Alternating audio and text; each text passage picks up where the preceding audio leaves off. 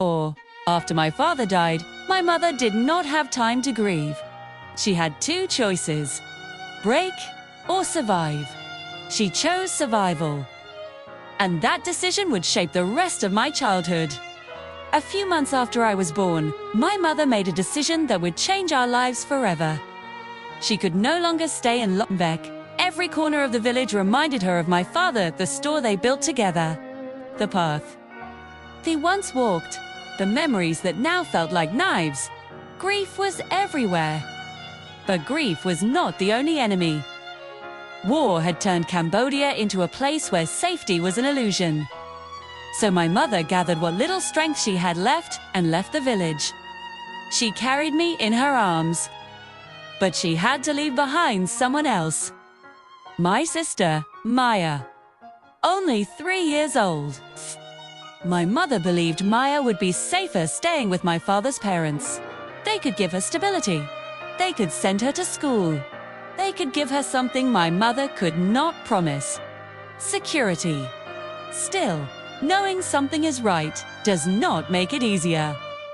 Before we left, my mother held Maya tightly, kissing her again and again, as if trying to memorize her.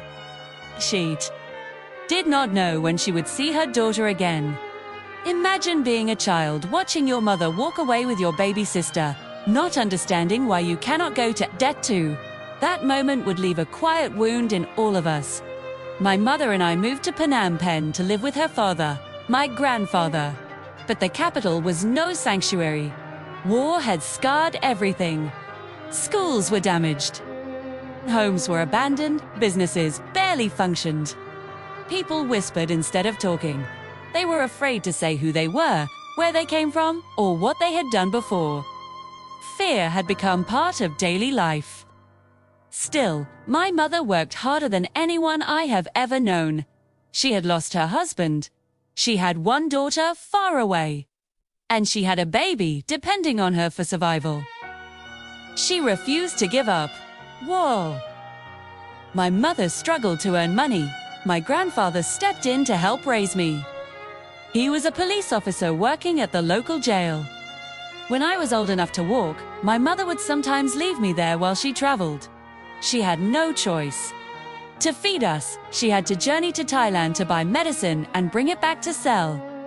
These trips were dangerous. Women were often robbed, assaulted, even killed along the border routes. She was only 22 years old. But hunger is a powerful motivator. Every time she left, she hugged me tightly. There was always something in her eyes, as if she did not know whether she would return. Even as a child, I could feel that fear.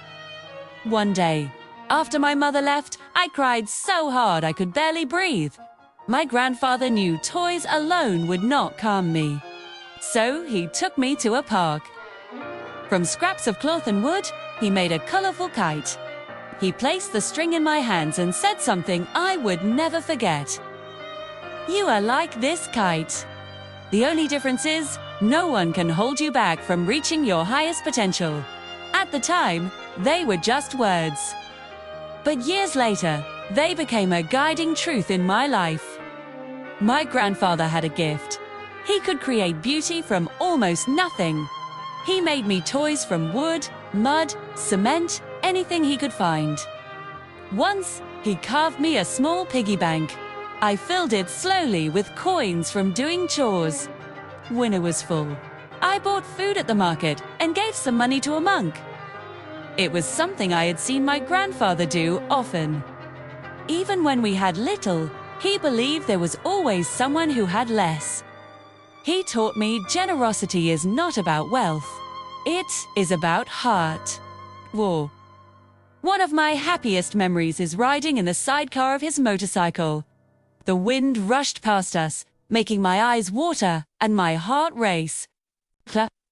We often went to a small coffee shop where he ate breakfast. It was crowded, noisy, alive. The smell of beef broth, fresh baguettes, roasted coffee beans filled the air. Because I loved that place so much, he built me a tiny stool so I would always have a seat beside him.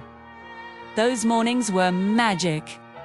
For a little while, the world felt normal. safe. Sometimes I stayed with him at the jail. It was frightening. Shudder. Prisoners cried, shouted, pleaded, and I once asked him why he could not let them all go home. He looked at me with sadness and said, "One day, when you are older, you will understand." Later I learned he often bent the rules. He allowed prisoners' families to visit even when he was told not to. His kindness was seen as weakness.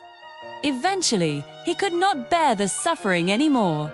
He quit his job, not because he was lazy, but because his heart was too human. Before becoming a police officer, my grandfather was a carpenter and designer. He built pagodas.